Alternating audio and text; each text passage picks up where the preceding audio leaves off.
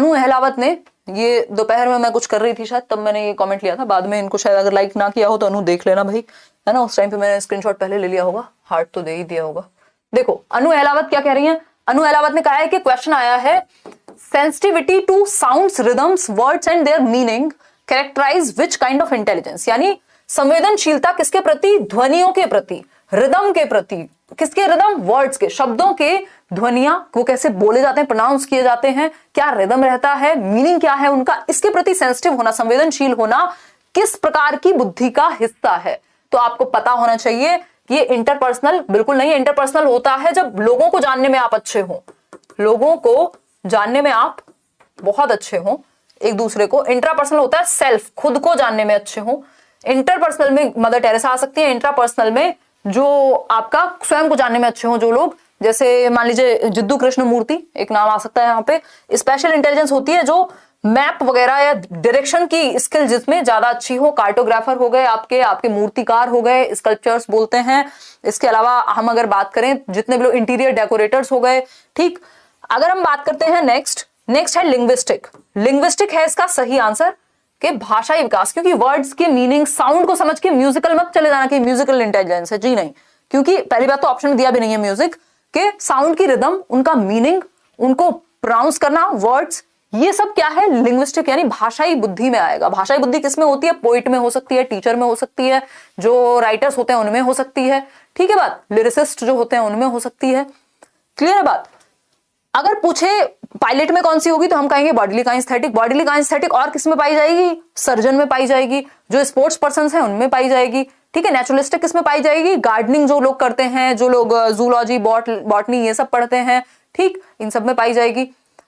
इसके अलावा अगर मैं बात करूं आपसे लॉजिको मैथमेटिको, जिनका लॉजिक या मैथ्स अच्छा होगा, साइंस अच्छा होगा, उनमें लॉजिको मैथमेटिको पाई जाएगी, ठीक। ये बेसिक 8 प्रकार हैं इंटेलिजेंस की। अपनी बुक 1983 में पब्लिश हुई थी एक बुक फ्रेम्स ऑफ माइंड, जिसमें हार्वर्ड गार्डनर ने बहुबुद्धि के प्रकार बताए थे। इन्होंने कहा मल्टी डायमेंशनल है बुद्धि, बुद्धि के कई प्रकार हो सकते हैं, ठीक है। ये आंसर मैंने इनको कर दिया था अनु को, और अनु ने मेरे को बता भी दिया था। भाई इतनी तेजी से तो ये कभी नहीं चलता था जितनी आज चल रहा है। देखो नेक्स्ट क्वेश्चन श्वेता ने पूछा है, श्वेता गुप्ता बता रही थी, ये कल आप कमेंट करके बता सकते हैं, कल आप भी पेपर देखे किस तरह का आपको देखने को मिला। मैं लास्ट में एक नंबर भी दे दूंगी जिसपे आप व्हाट्सएप कर सकते हैं, वो करियर बिल्ड में टीम का नंबर है, वो फिर मैं कल आपको टाइम से डिस्कस करा दूंगी। अकॉर्डिंग टू, आज मुझे मैराथन लेना था तो इस चक्कर में नहीं हो पाया, मैं दिन में बिजी थी थोड़ा सा। According to dash we face a specific psychological dilemma at each stage of life, यानी किसके अनुसार हम एक मनोवैज्ञानिक डिलेमा को क्या कहते हैं, मेरा भी दिमाग थक गया है, डिलेमा होती है दुविधा।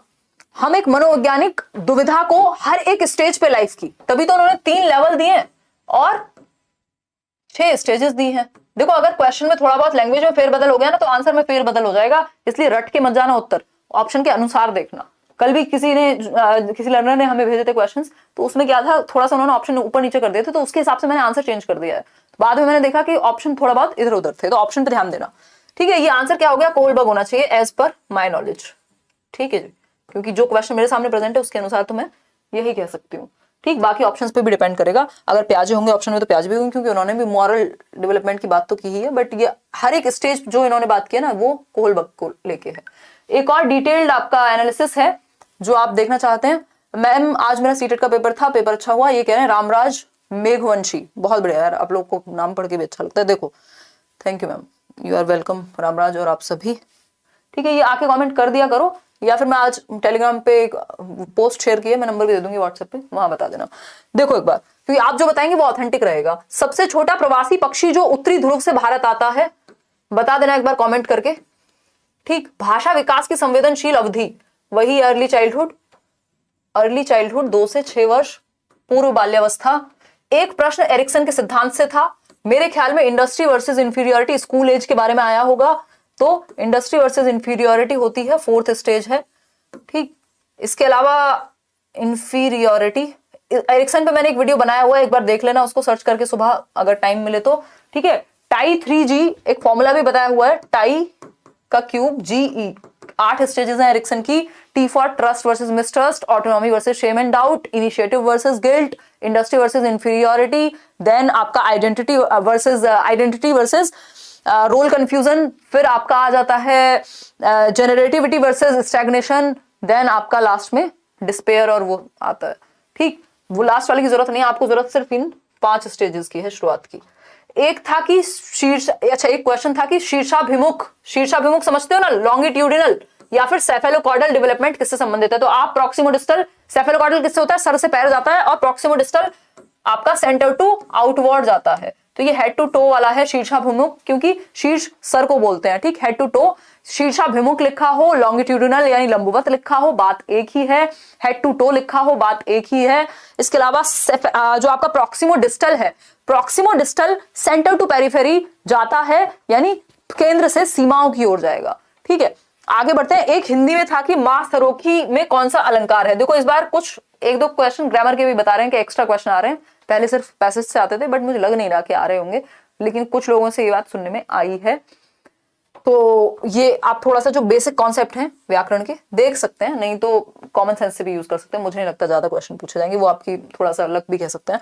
गणित में रेल के समय से था कि कोई ट्रेन 29 जून इतने पर स्टार्ट होती है और 2 जुलाई को इतने पर पहुंचती है। ये ईवीएस में भी आ सकता है इवन क्वेश्चन, कल परसों मैंने कराया भी था आपको ईवीएस के मॉक टेस्ट में, कि ये आपको 24 आवर फॉर्मेट टाइम आना चाहिए। जैसे 23:55 का सीधा मतलब क्या है? 12 से 23 तक गिन लो, 11:55 आ जाएगा आंसर। ठीक, तो आप उसमें 24 आवर फॉर्मेट को 12 आवर फॉर्मेट में भी कन्वर्ट कर सकते हैं। एक तर्क चिंतन की शुरुआत वाली एज, तो तर्क चिंतन अभी बताया था।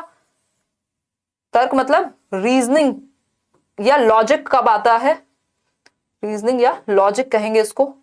तो आंसर क्या होगा? कॉन्क्रीट ऑपरेशनल मूर्त संक्रियात्मक अवस्था 7 से 11 वर्ष। ठीक है जी, इतनी बात क्लियर है, कोई दिक्कत परेशानी मेरे ख्याल में नहीं होनी चाहिए। फिर है झूम खेती कहां होती है? ये झूम वाला क्वेश्चन बहुत बार आता है कि वो कौन सी फसल है जिसको काट के ऐसे ही छोड़ दिया जाता है ना? तो ये झूम मिजोरम में होती है, as per my knowledge, Mizoram. Am I right और नॉट? बताओ एक बार। तो हांगकांग का फेमस खाना, फिर वही क्वेश्चन घुमा के पूछ लिया, लिंग हू फेन आ जाएगा। लिंग हू फेन, वो जो स्नेक की डिश थी ना, लिंग हू फेन। ठीक है जी, मैं हाँ देखिए एक बार, इतनी बात क्लियर है। 17 वाला पेपर जब भी होगा पता लग जाएगा आपको, आपके सामने चीजें आ जाएंगी। तो इतनी सी बात है। चलो फिर आज के लिए इतना ही। एक बार इस सेशन को दोबारा देखना, मैंने कई सारी चीजें आपको फटाफट बताई हैं, और ये जो पीडीएफ है मैं टेलीग्राम पे शेयर कर दूंगी, ताकि आपको थोड़ी बहुत मदद अगर मिलनी हो सुबह सुबह उठ के, अगर आप टेलीग्राम पे भी देख लेंगे या जब भी देखेंगे, दोपहर में भी देखेंगे कल के पेपर से पहले। दोनों ही पेपर का लेवल मैंने आपको बताया, पेपर 1 पेपर 2 इसमें है कि ठीक ठाक था। लाइक शेयर ना किया हो शेयर जरूर कर देना उन लोगों के साथ जिनका भी पेपर है ना। ये छोटी छोटी चीजें हैं जो आपके दिमाग में, क्योंकि बार बार जितना रिवीजन होगा ना उतना अच्छा है। देखो पेपर सिलेबस से बाहर नहीं है, अगर आप ये सब नहीं भी देख रहे हैं और सिर्फ सिलेबस कर रहे हैं तब भी चलेगा, लेकिन इन सब चीजों से दिमाग एक्टिव होता है। जैसे एनईपी का क्वेश्चन आ गया, अब एनईपी थोड़ा पढ़ तो लोगे तब तक, ठीक है, जो नेशनल पॉलिसी ऑफ एजुकेशन तब तक पढ़ लोगे, 21st सेंचुरी स्किल्स है, क्रिटिकल थिंकिंग है, फलाना है ढिमकाना है, ठीक है, ये सारी बातें। इतना ही रखते हैं फिर आज के लिए, और कोई और बात हो तो पूछ बता देना। ये व्हाट्सएप नंबर है 9311777203।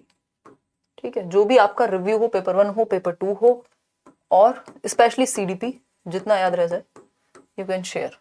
ठीक है, बाकी लोगों की भी मदद हो जाएगी। ठीक है, यही है ना, 9311775203। 52 कहाँ खा गई मैं, एक सेकेंड, 775203। ओहो, एक सेकेंड,